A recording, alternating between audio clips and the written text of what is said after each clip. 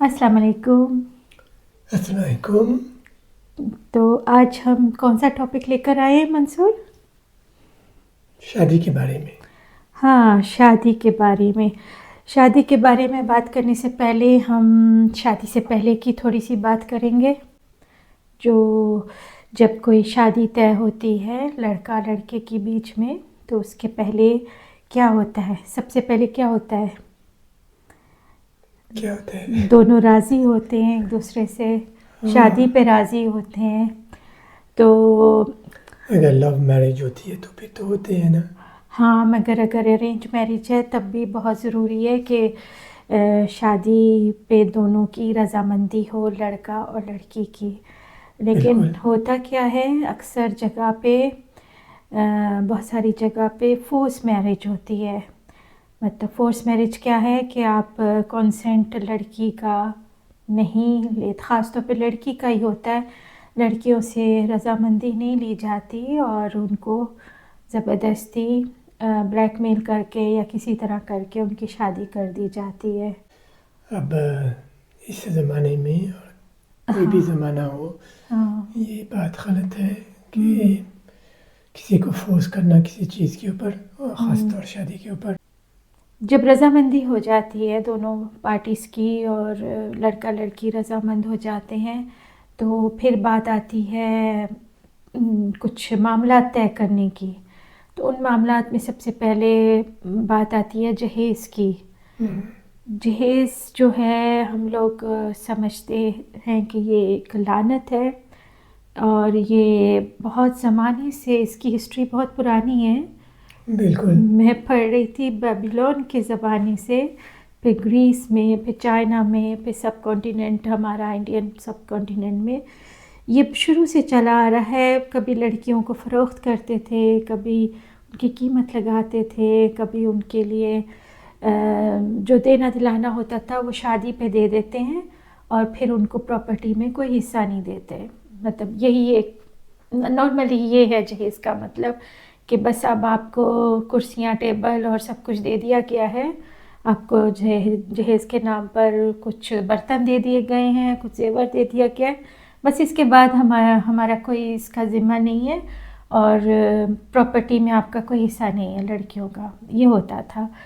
लेकिन जब इस्लाम आया है तो उसने ये हिस्सा दिया है लड़कियों को, ये हक़ दिया है। और हमारे यहाँ कहीं इसका ज़िक्र नहीं है हमारे मज़हब में जहेज़ का। हाँ, माँ बाप तोहफ़े के तौर पे जो अपनी बेटी को दें वो और बात है। उनका तोहफ़ा है, लेकिन लड़के वालों को कोई हक़ नहीं है कि वो मांगें।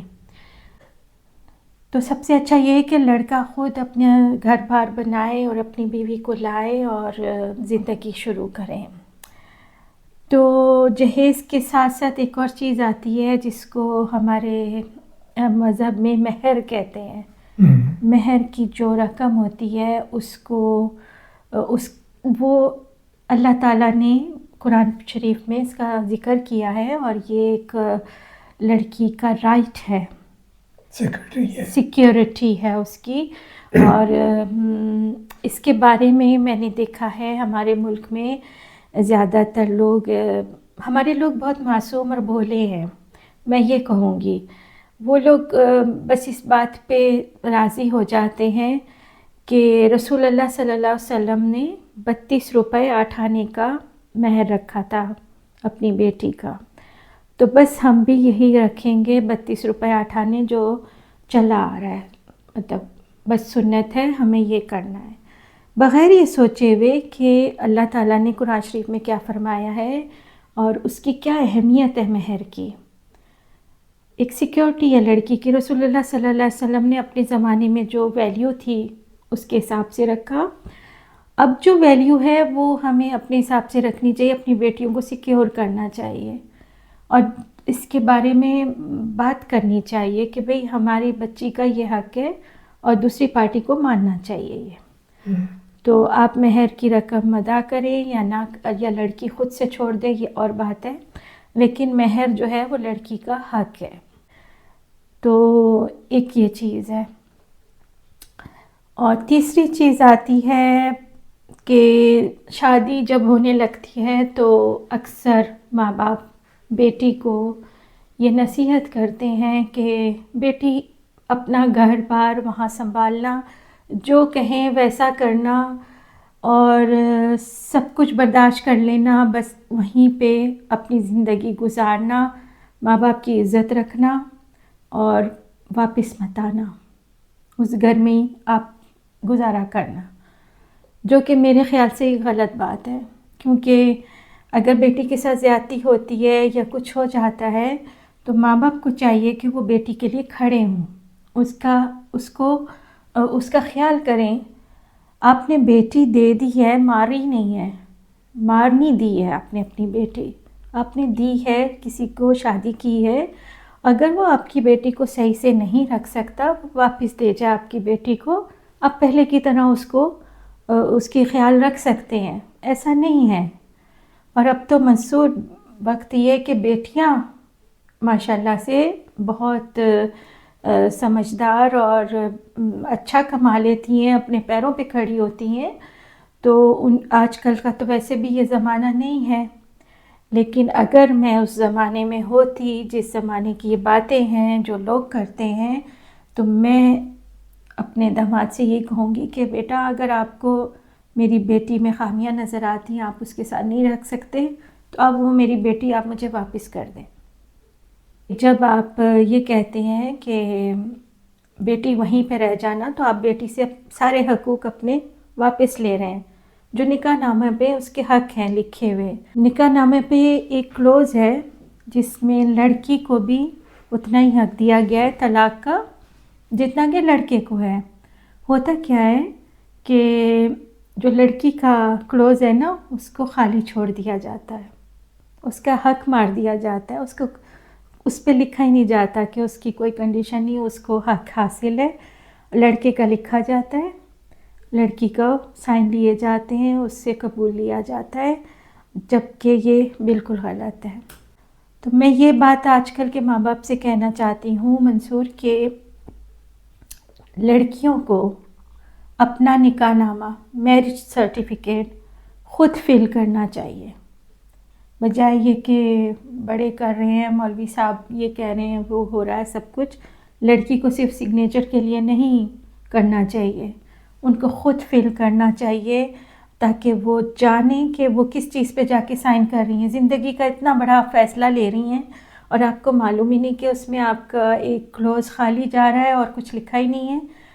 اور میں نے تو یہاں تک میں نے یہ سارا ہوم ورک کرا ہے اور میں نے بہت سارے لوگوں سے بات کی ہے اس کے بارے میں، تو بہت ساری لڑکیاں مجھے بتاتی ہیں کہ انہوں نے کوشش کی تھی منصور، انہوں نے کہا تھا کہ ہمیں خود کا، تو بجائے یہ کہ ان کو یہ حق دیا جاتا، انہیں کہا گیا کہ تم بہت بے شرم ہو، تمہیں شرم آنی چاہیے، تم اس قسم کی بدتمیزی کر رہی ہو۔ یہ بالکل غلط بات ہے، ہمیں آج کل یہ سوچنا چاہیے، یہ بچوں کا زندگی کا فیصلہ ہے، آپ اس کے ذمہ دار بعد میں خود کہتے ہیں ماں باپ کہ ہم ذمہ دار نہیں رہیں گے، تم وہاں زندگی گزارنا۔ جب آپ وہاں زندگی گزاریں گے تو اس کا میرج سرٹیفکیٹ بھی اس کو پتہ ہونا چاہیے اس میں کیا کیا لکھا ہوا ہے۔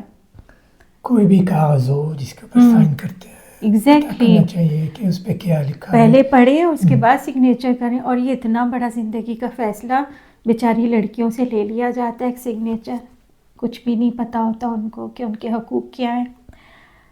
تو یہ سب سے امپورٹنٹ چیز ہے، طلاق کا حق لڑکی کو بھی دینا چاہیے۔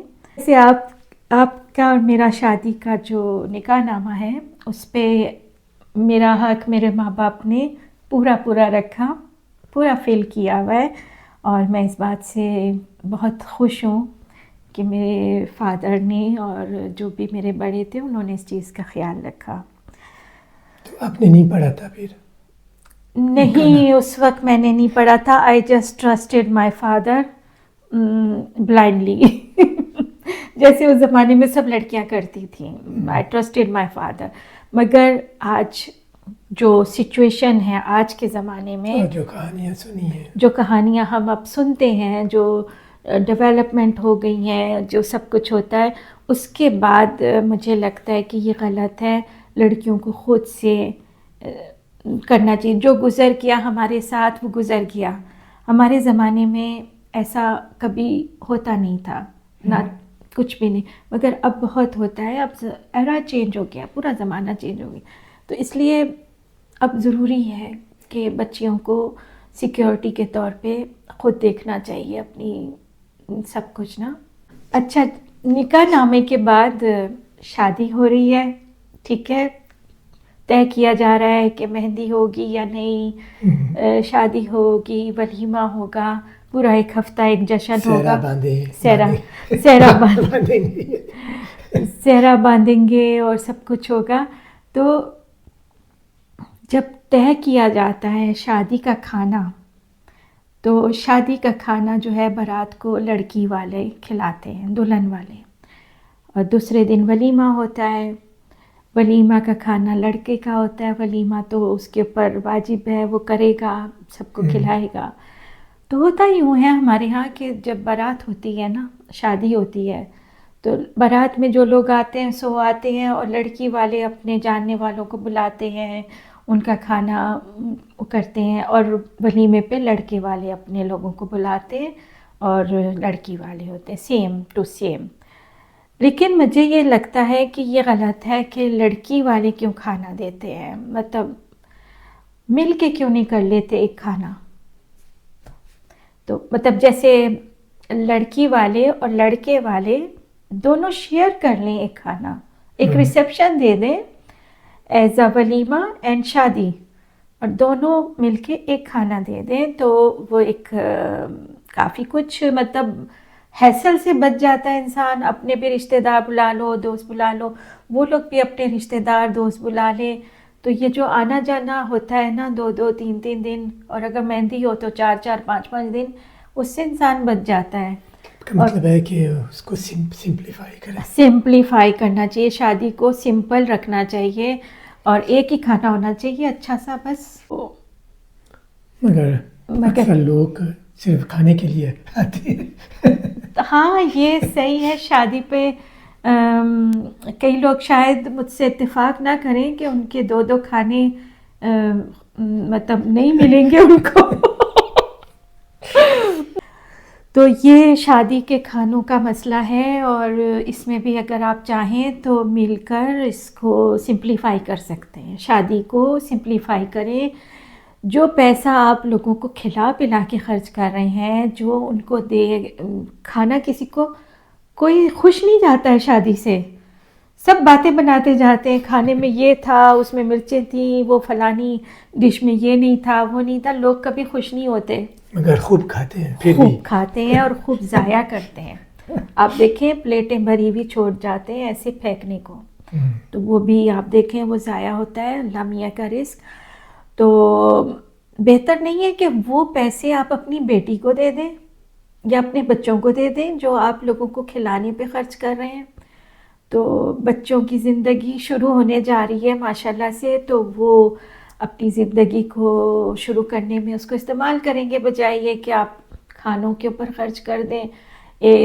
اگر میٹھے ہیں تو 10 ہیں, اور اگر پلیٹس ہیں جو بڑی ڈشز ہیں تو وہ بھی 10 ہیں, 10 طرح کے سٹارٹر ہیں اور 10 طرح کی چیزیں ہیں. تو اس کی بجائے آپ سوچئے آپ کے بچوں کی زندگی کی شروعات ہے, وہ شروع کرنے جا رہے ہیں, آپ ان کے ہاتھ پہ رکھیے, لو بچوں اپنا خرچ کرو.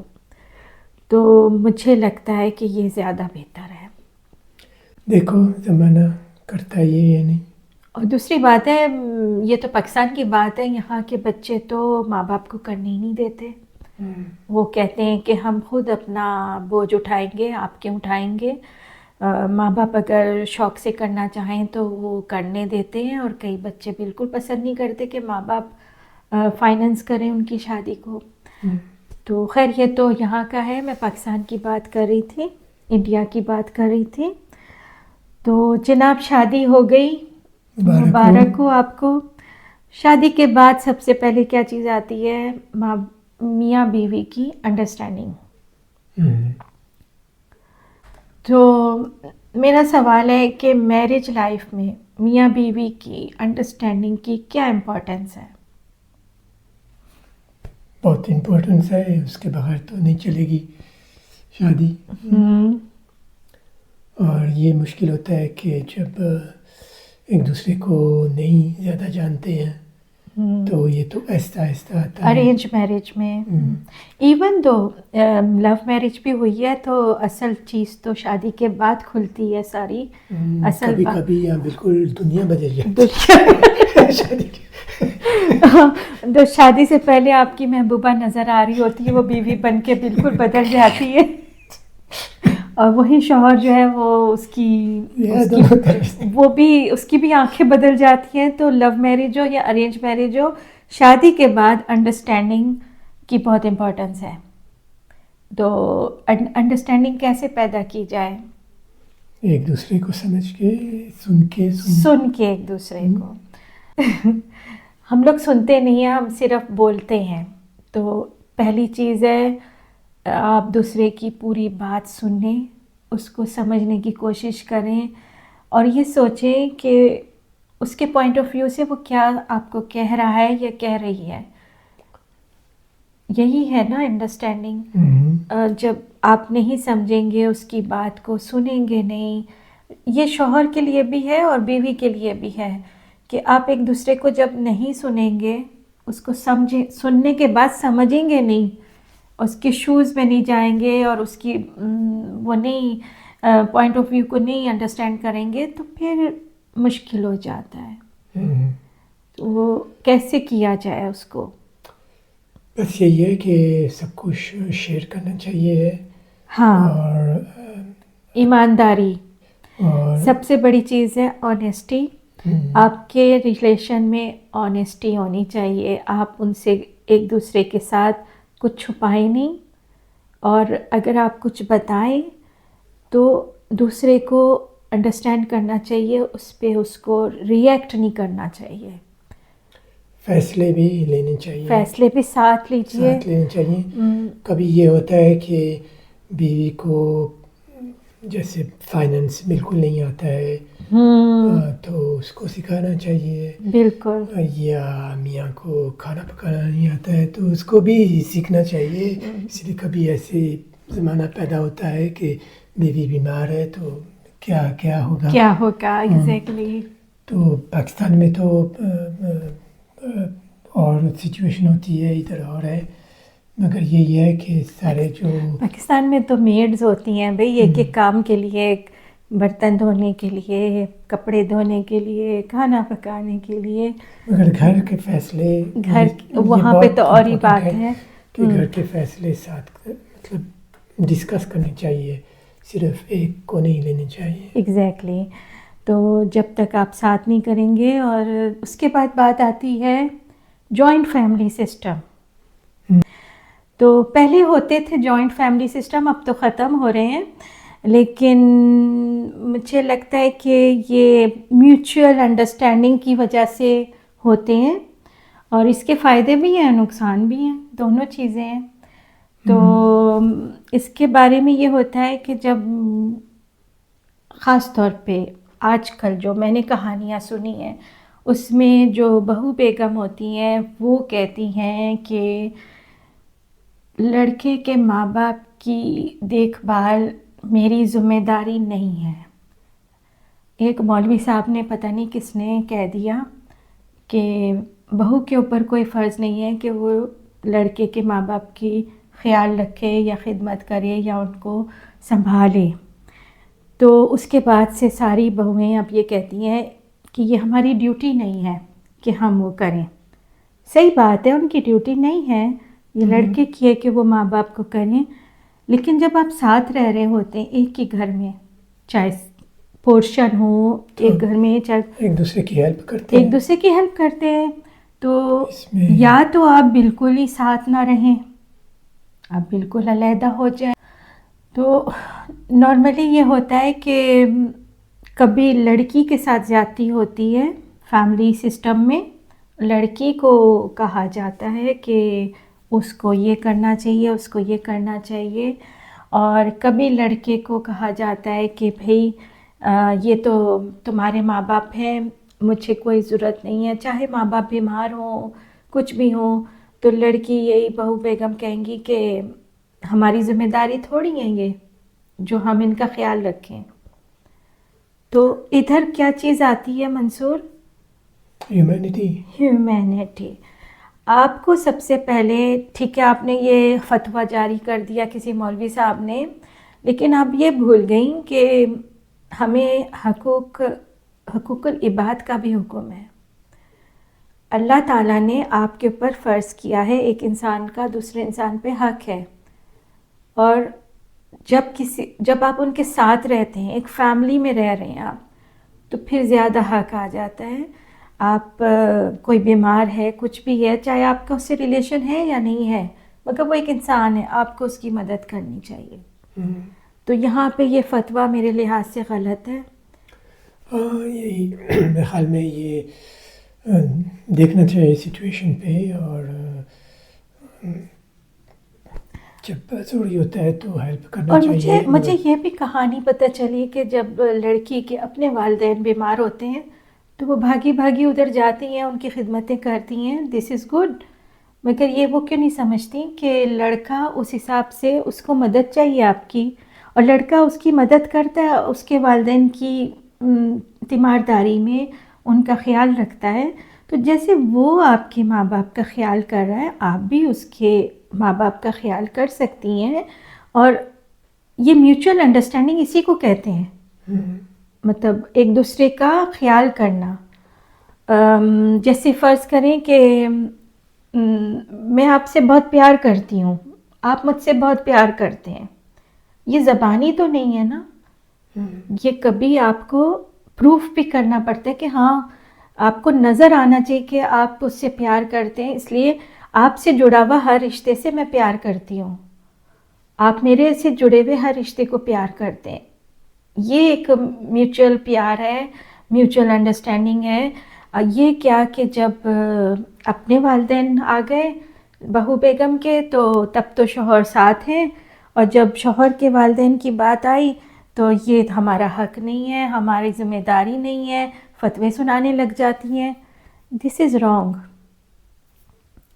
مطلب یہ بالکل غلط ہے. تو آپ قرآن شریف کا پڑھیں، آپ کو پتہ چلے گا کہ ایک انسان کے دوسرے انسان پہ کتنے حقوق ہیں. بہت زیادہ حقوق ہیں ہمارے ایک انسان کے دوسرے انسان پہ، اور رشتہ داروں کے تو بہت زیادہ ہیں. جوائنٹ فیملی میں بھی وہ ایک پازیٹیو بات ہے کہ اکنامکلی اس میں فائدہ ہو سکتا ہے، اس لیے کہ سارے خرچے شیئر ہوتے ہیں، ایک ہی گھر میں رہتے ہیں. تو اگر پیار ہو آپس میں. تو یہ نہیں کہہ رہے ہیں کہ وہ سسٹم غلط ہے، مگر کیئرفل رہنا چاہیے. اور ہاں نہیں مطلب اگر آپس میں انڈرسٹینڈنگ ہے، پیار ہے، اور سب سے بڑھ کے ٹالرنس ہے، ایک دوسرے کو برداشت کر سکتے ہیں، تو ہاں یہ اچھی چیز ہے اور آپ کے فائدے کی چیز ہے. اور اگر نہیں تو یہ آپ کا رائٹ ہے، آپ الگ رہیں. اب تو ویسے منصور اب جوائنٹ فیملی سسٹم ختم ہوتا جا رہا ہے، اب تو لوگ نہیں رہتے ایک دوسرے ماں باپ کے ساتھ نہیں ہوتے ہیں، سب الگ رہتے ہیں. تو اب لیکن ابھی بھی کئی علاقوں میں مطلب جوائنٹ فیملی سسٹم چلتا ہے. اگر میاں بیوی افورڈ نہیں کر سکتے ہیں اپنا اپارٹمنٹ یا گھر، تو ماں باپ کے صرف یہ بات نہیں ہوتی، کبھی کبھار ماں باپ کو بچوں کی ضرورت ہوتی ہے. وہ اتنے بوڑھے ہو چکے ہوتے ہیں کہ وہ اپنے آپ کو سنبھال نہیں سکتے، تب بچے آ کے ان کے ساتھ رہتے ہیں. دونوں طرف ہوتا ہے، کبھی بچوں کو ضرورت ہوتی ہے، کبھی ماں باپ کو، تو پھر ایک دوسرے کے ساتھ پھر رہنا پڑتا ہے اور رہتے ہیں. تو اب اپنی میرج لائف ہیپی گزاریں. ہاں چلیں ہم اپنی لائف گزارتے ہیں، آپ اپنی گزاریں، اور پازیٹیوٹی کے ساتھ گزاریں. نیگیٹیوٹی نہیں، کہ آپ کی زندگی نیگیٹیوٹی سے مشکل ہو جاتی ہے. آسان لائف ہوتی ہے جب آپ پازیٹیو رہتے ہیں. تو اسی پازیٹیوٹی کے ساتھ اپنی زندگی گزاریں. ہر مسئلے کا سولوشن ہوتا ہے. جی ہاں، ہر مسئلے کا سولوشن ہوتا ہے. اور سب سے بڑی بات ہے، جو آخری بات ہے میری، کہ آپس میں بات کیجئے، کمیونیکیٹ کیجئے. اگر آپ کو کوئی چیز پسند نہیں ہے یا کچھ آپ کو تنگ کر رہی ہے تو آپ کمیونیکیٹ کریں، ایک دوسرے کے ساتھ بات ضرور کریں. آج جب منصور میں کہتی ہوں کہ کمیونیکیٹ کریں تو کبھی کبھی بیویاں بیچاری کمیونیکیٹ ڈر کے مارے نہیں کرتی ہیں کہ میاں سے ڈانٹ پڑ جائے گی، یا وہ کبھی غصے کے تیز ہوتے ہیں. الٹا بھی ہوتا ہے، کبھی بیوی سے ڈانٹ پڑتی ہے. تو کبھی ہاں بیوی سے بھی ڈانٹ پڑ جاتی، مگر میاں تو بولنے سے باز نہیں آتے نا. پھر بھی اگر بیوی ڈرتی لیکن بیوی ہمیشہ ڈرتی ہے. اور بات نہیں، سیریسلی کئی بیویاں بیچاری اتنا ڈرتی ہیں اپنے شوہروں سے کہ وہ بات کرتے ہوئے بھی ڈرتی ہیں. اس کا کیا کریں؟ نہیں ڈرنا نہیں چاہیے، اور اگر نہیں پہلی دفعہ نہیں سمجھ میں آتا ہے یا کوئی سولوشن نہیں آتی ہے تو پھر آہستہ آہستہ وقت کے ساتھ دوبارہ آئیں اس بات پہ اور دوبارہ ایکسپلین کریں. آگے سے ڈانٹے پڑیں تو پھر کیا کریں وہ بیچاری؟ تو پھر تھوڑی دیر رک جائیں، بس مگر دوبارہ کوشش کریں. اچھا ٹھیک ہے، کیونکہ یہ بھی ہمارا معاملہ تو نہیں ہے ایسا، مگر میں نے سنا ہے بیچاری کچھ عورتیں ہیں جو بول نہیں سکتی اپنے ہسبینڈ کو کچھ بھی، وہ کافی بیچاری پریشان رہتی ہیں. تو اس کے بارے میں مجھے خیال آ گیا تھا. تو سب سے اچھا ہے کمیونیکیشن.